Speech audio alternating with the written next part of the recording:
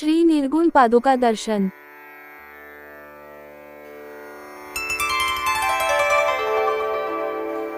अथ गुरुवष्टकम्। शरीरं सुरूपं तथा वा कलत्रं, यशश्चारुचित्रं धनं मेरुतुल्यं, मनश्चेन्न लग्नं गुरोरङ्घ्रिपद्मे, मनश्चेन्न लग्नं गुरोरङ्घ्रिपद्मे।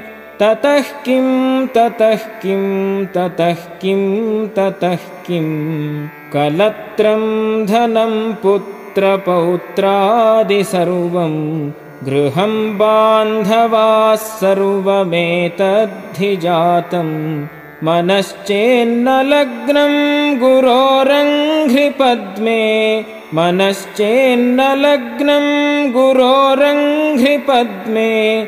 ततः किं ततः किं ततः किं ततः किं, षडङ्गादिवेदो मुखे शास्त्रविद्या, कवित्वादिगद्यं सुपद्यं करोति, मनश्चेन्न लग्नं गुरोरङ्घ्रिपद्मे, मनश्चेन्न लग्नं गुरोरङ्घ्रिपद्मे। ततः किं ततः किं ततः किं ततः किं, विदेशेषु मान्यः स्वदेशेषु धन्यः, सदाचारवृत्तेषु मत्तो न चान्यः, मनश्चेन्न लग्नं गुरोरङ्घ्रिपद्मे, मनश्चेन्न लग्नं गुरोरङ्घ्रिपद्मे। ततः किं ततः किं ततः किं ततः किं, क्षमामण्डले भूपभूपालवृन्दैः, सदा सेवितं यस्य पादारविन्दं, मनश्चेन्न लग्नं गुरोरङ्घ्रिपद्मे, मनश्चेन्न लग्नं गुरोरङ्घ्रिपद्मे। ततः किं ततः किं ततः किं ततः किं, यशो मे गतं दिक्षु दानप्रतापात्, जगद्वस्तु सर्वं करे यत्प्रसादात्, मनश्चेन्न लग्नं गुरोरङ्घ्रिपद्मे, मनश्चेन्न लग्नं गुरोरङ्घ्रिपद्मे।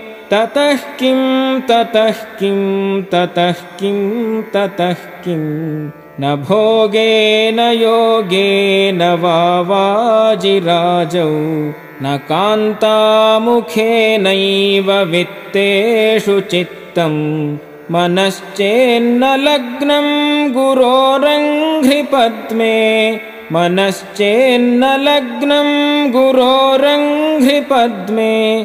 ततः किं ततः किं ततः किं ततः किं, अरण्येन वा स्वस्य गेहेन कार्ये, न देहे मनो वर्तते मे त्वनर्घ्ये, मनश्चेन्न लग्नं गुरोरङ्घ्रिपद्मे, मनश्चेन्न लग्नं गुरोरङ्घ्रिपद्मे।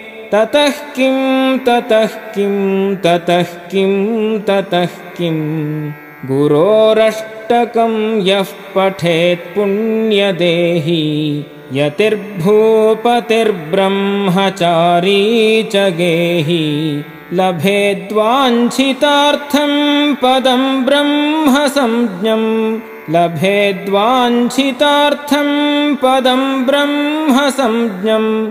गुरोरुक्तवाक्ये मनो यस्य लग्नं, गुरोरुक्तवाक्ये मनो यस्य लग्नम्।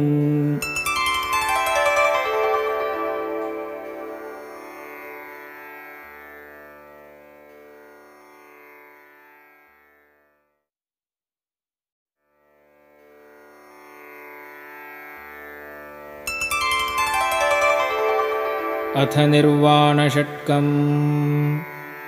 मनोबुद्ध्यहङ्कारचित्त व्यक्तानि नाहं न कर्णौ न जिह्वा न च घ्राणनेत्रे न च व्योमभूमिर्न तेजो न वायुः चिदानन्दरूपः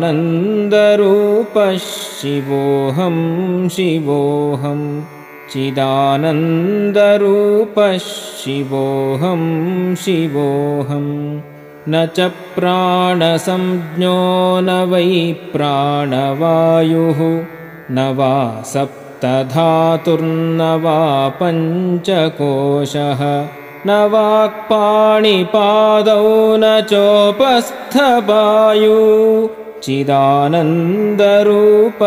शिवोऽहं शिवोऽहं चिदानन्दरूपः शिवोऽहं शिवोऽहं न मे द्वेषरागौ न मे लोभमोहौ मदो नैव मे नैव मात्सर्यभावः न धर्मो न चार्थो न कामो न मोक्षः चिदानन्दरूपः शिवोऽहं शिवोऽहं चिदानन्दरूपः शिवोऽहं शिवोऽहं न पुण्यं न पापं न सौख्यं न दुःखं न मन्त्रो न तीर्थं न वेदा न यज्ञाः अहं भोजनं नैव भोज्यं न भोक्ता चिदानन्दरूपः शिवोऽहं शिवोऽहं चिदानन्दरूपः शिवोऽहं शिवोऽहं न मृत्युर्न शङ्का न मे जातिभेदः पिता नैव मे नैव माता न जन्म न बन्धुर्न मित्रं गुरुर्नैव शिष्यः चिदानन्दरूपः शिवोऽहं शिवोऽहं चिदानन्दरूपः शिवोऽहं शिवोऽहम् अहं निर्विकल्पो निराकाररूपो विभुत्वाच्च सर्वत्र सर्वेन्द्रियाणां न चासङ्गतं नैव मुक्तिर्न बन्धः चिदानन्दरूपः शिवोऽहं शिवोऽहं चिदानन्दरूपः शिवोऽहं शिवोऽहम्